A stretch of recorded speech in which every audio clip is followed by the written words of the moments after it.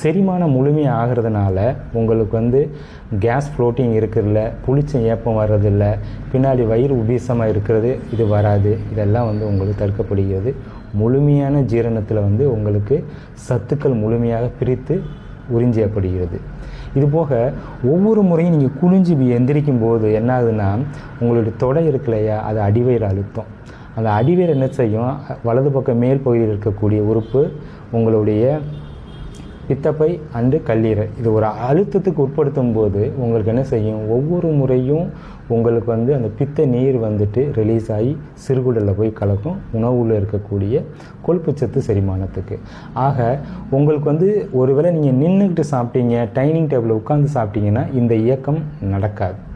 அப்போ குனிஞ்சு சாப்பிடும்போது உங்கள் கல்லீரல் அப்படி அழுத்தப்படுகிறதா, பித்தப்பை அழுத்தப்படுகிறதா, இரண்டுமே அழுத்தும் போது பித்த நீர் லகுவாக சிறுகுடலை நோக்கி பாயுது. அப்போ அடிக்கடி வந்து உங்கள் பித்தப்பையில் இருக்கக்கூடிய அந்த பித்த நீர் வந்து வெளியேற்றம் நடந்துக்கிட்டே இருக்குது. அப்போ வெளியேற்றம் நடந்துக்கிட்டே இருக்கும்போது உங்களுக்கு இந்த மாதிரி உட்கார்ந்து சாப்பிட்ற முறையினால் உங்களுக்கு கால் பிளாடரில் ஸ்டோனே உருவாகாது. ஒன்று.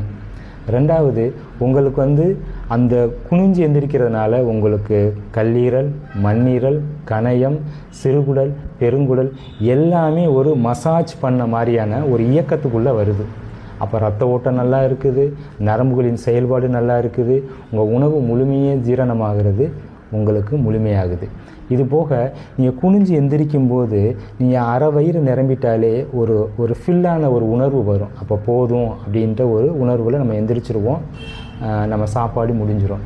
ஆக இந்த மாதிரி எந்திரிக்கும் போது உங்களுக்கு வந்து அதிகமாக தொப்பை உருவாகிறது தடுக்கப்படும், ஓவர் வெயிட் உருவாகிறது தடுக்கப்படும், கொலஸ்ட்ரால் அதிகமாக செய்கிறது தடுக்கப்படும், உங்களுக்கு ஃபேட்டி லிவர் உருவாகிறது தடுக்கப்படும், மலச்சிக்கல் இருந்தாலும் லகுவாக பிரிஞ்சிருங்க.